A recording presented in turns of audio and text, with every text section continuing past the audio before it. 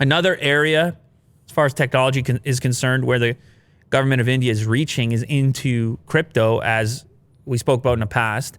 It seems to be some new development there, or at least a little more texture around the story. The Indian government is said to be levying a complete ban on crypto investment, stating that existing investors will reportedly get a 3 to 6 month transition period for liquidating their investments in crypto.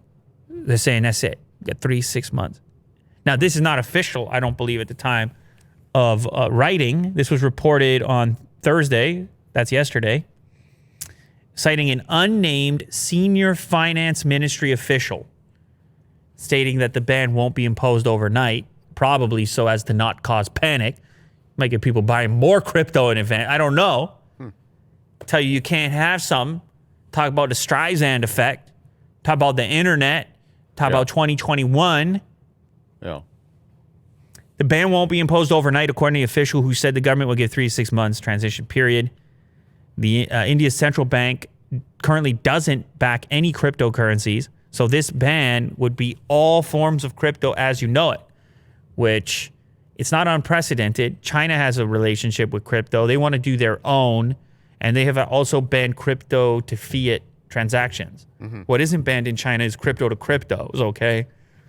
But it's really interesting to see how this whole thing's going to map out globally as certain regions attempt to control this thing, and whether or not the citizens partake or if they try to find ways to maintain some type of crypto investment holding or potential for transactions. Right.